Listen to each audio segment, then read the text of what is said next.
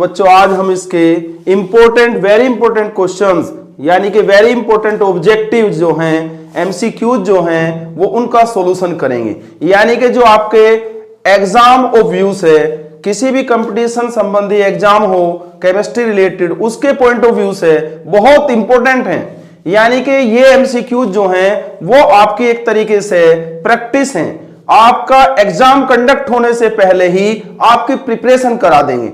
इनसे संबंधित इस चैप्टर रिलेटेड आपका कोई भी किसी भी प्रकार का क्वेश्चन आ जाए, आप उसे फटाक से कर देंगे। यानी कि ये 50 क्वेश्चन आपको पूरा एक तरीके से स्ट्रॉन्ग बना देंगे।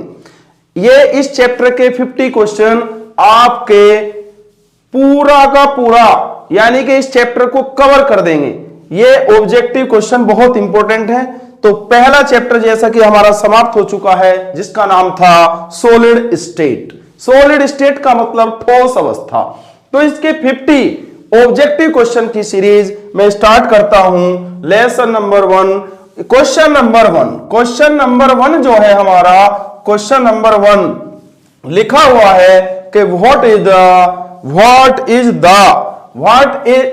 Are the key factors of solid state reaction. What are the यानी कि क्या है, की का मतलब एक तरीके से क्या क्या फैक्टर्स हैं, क्या क्या चाबियां हैं। फैक्टर्स का मतलब अफेक्टिंग है, यानी कि अफेक्टिंग फैक्टर जो हैं वो हमारे क्या क्या हैं, किससे, सॉलिड स्टेट रिएक्शन। यानी कि ठोस अवस्था में जो अभिक्रियाएं होती हैं उसमें हमारे कौन कौन से फैक्टर मुख्य होते हैं।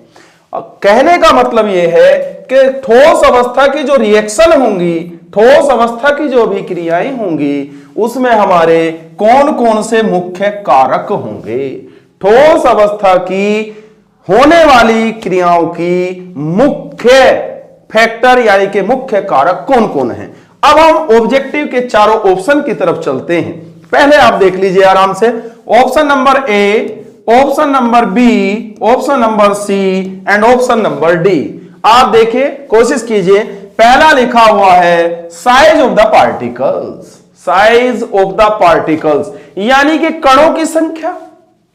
क्या है, कणों की संख्या।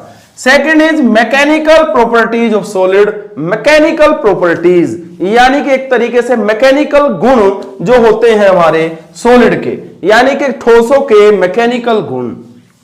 Third is thermodynamic and kinetic factor. Thermodynamic का मतलब एक तरीके से थर्मल हीट से मतलब होता है, एंड काइनेटिक फैक्टर यानी कि यांत्रिक कारक। कौन सा कारक, यांत्रिक कारक।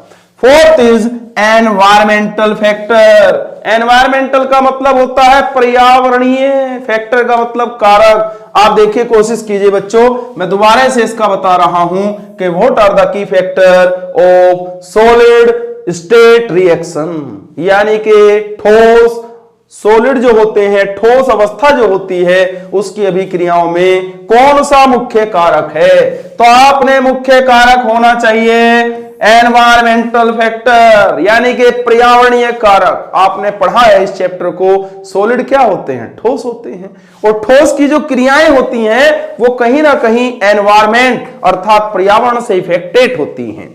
तो इसका राइट आंसर है एनवायरमेंटल फैक्टर, पर्यावरणीय कारक। क्लियर है आपको, क्लियर है। चलिए देखिए, पहला क्वेश्चन हमने कर लिया है, इसका आंसर हमने बताया है एनवायरमेंटल फैक्टर यानी कि पर्यावरणीय कारक, पर्यावरणीय कारक। अब क्वेश्चन नंबर 2 की तरफ चलते हैं। क्वेश्चन नंबर 2, क्वेश्चन नंबर 2 क्या है, क्वेश्चन नंबर 2 को देखिए और कोशिश कीजिए, कोशिश कीजिए।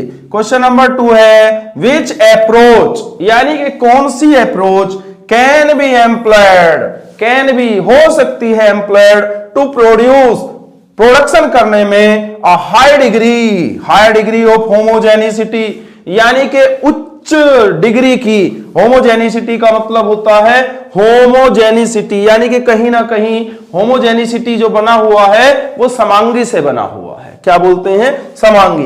In the creation of ZnFe2O4 spinal.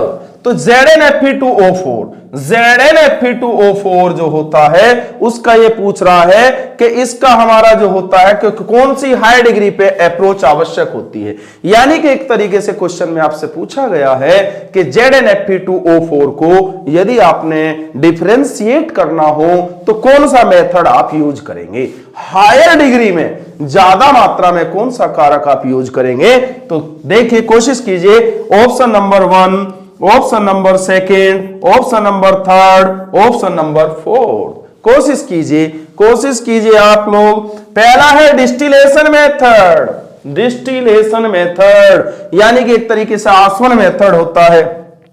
Vaporisation method, vaporisation का मतलब वाष्पीकरण होता है एक तरीके से। कोप्रेसिपिटेशन मेथड, कोप्रेसिपिटेशन मेथड यानी कि सहपेप्टीकरण बोल देते हैं इसे, क्या बोल देते हैं, सहपेप्टीकरण। Next is crystallization method, crystallization method. Check कीजिए सब, एक बार कोशिश कीजिए इसे करने की। देखिए इसका राइट आंसर जो होगा ZnFe2O4 का, उसमें हम जो मेथड यूज करेंगे बच्चों वो करेंगे प्रेसिपिटेशन मेथड यानी कि कौन सा, सहपेप्टीकरण मेथड। सहपेप्टीकरण विधि का प्रयोग हम ZnFe2O4 को हायर क्वांटिटी में, हायर ऑर्डर में प्राप्त करने के लिए इसका यूज करेंगे। इतनी बात क्लियर है, इतनी बात क्लियर है आपको। चलिए तो फिर आगे चलते हैं क्वेश्चन नंबर 3 की तरफ। क्वेश्चन नंबर 3 क्या कहता है, क्वेश्चन नंबर 3 कहता है, क्वेश्चन नंबर 3 क्या कह रहा है, in the zone melting approach, यानी कि यदि आपने किसी सबस्टांस को मेल्टिंग फॉर्म में ले जाना है, भाई मेल्टिंग का मतलब क्या होता है, गलित अवस्था में ले जाना है, तो आपने क्या करना होगा, which of the following principles, यानी कि आप कौन से सिद्धांत फॉलो करेंगे, यूज्ड, यानी कि आप यदि किसी सबस्टांस को मेल्टिंग फॉर्म में ले जा रहे हैं तो आपने कौन से सिद्धांतों का पालन करना होगा, कौन से सिद्धांतों का पालन करना होगा। तो आप देख लीजिए, आंसर को देख लीजिए आप एक बार, कौन सा करेंगे। क्वेश्चन देखिए, यहां ऑप्शन देखिए, A, B, C and D. पहला है हमारे पास impurities concentrate in the liquid phase then in the gaseous phase. नहीं भाई, बिल्कुल गलत है, क्योंकि यहां तक इसकी बात सही है, यहां तक इसकी बात बिल्कुल सही है, यहां तक इसकी बात बिल्कुल सही है, यहां तक इसकी बात बिल्कुल सही है भाई। यहां तक क्या है कि इंप्योरिटीज जो होती हैं वो कंसंट्रेट होती हैं, किस फॉर्म में, लिक्विड फॉर्म में। भाई आप किसी मेटल को यदि आप मेल्टिंग करना चाह रहे हैं तो firstly converted into liquid form. किसी मेटल को यदि आप हीट करेंगे तो पहले वो द्रव रूप में बदलती है, बट गैसियस में नहीं जाती है। तो ये आंसर आपका गलत हो जाएगा। Second, impurities concentrate in the solid.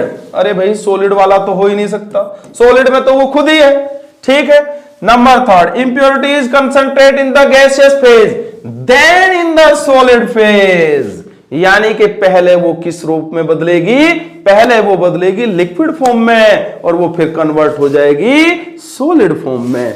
This is the right answer. Option number 4 को भी रीड कर लेते हैं एक बार। Impurities concentrate in the liquid phase, यानी कि यहां तक इसमें, इसमें और इसमें 3 ऑप्शन सेम है यहां तक।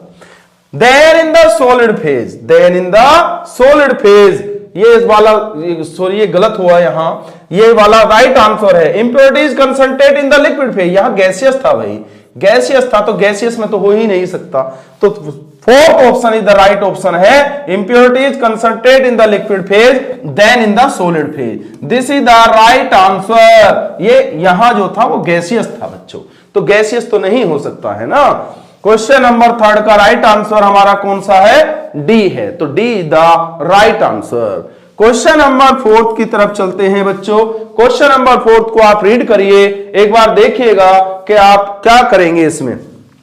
विच सॉलिड स्ट्रक्चर, यानी कि कौन से ठोस की संरचना हैज अ डेफिनेट, यानी कि निश्चित होती है, एंड शार्प मेल्टिंग पॉइंट, और इनका एक निश्चित गलनांक होता है। तो पहले हम बात करेंगे कि कौन से ऐसे ठोस है जिनकी शेप जो होती है वो डेफिनिट होती है। क्या भाई अमोर्फस सॉलिड की शेप डेफिनिट होती है? नहीं होती है ना। तो पहला, which solid structure has a definite and sharp melting point. अब क्वेश्चनों के आंसर्स रीड करते हैं, A B C and D. A B C and D. पहला है ऑल टाइप ऑफ सॉलिड। भैया ऑल टाइप ऑफ सॉलिड तो हो ही नहीं सकता, क्योंकि अमोर्फस सॉलिड जो होते हैं उनके पास डेफिनिट शेप नहीं होती है। ठीक है। Second option, no type of solid, बिल्कुल गलत है भैया, बिल्कुल गलत है। नो टाइप ऑफ सॉलिड भी नहीं हो सकता। अभी मैंने बताया अमोर्फस सॉलिड भी नहीं हो सकता भाई। अमोर्फस सॉलिड के पास जो है वो डेफिनिट शेप होती है क्या? आप पढ़ चुके हैं इस चैप्टर के स्टार्ट में, मैंने आपको पढ़ाया है ना कि अमोर्फस सॉलिड जो होते हैं उनकी डेफिनिट शेप नहीं होती है। क्या नहीं होती है? डेफिनिट शेप नहीं होती है। और तो फोर्थ ऑप्शन आपके पास बच गया।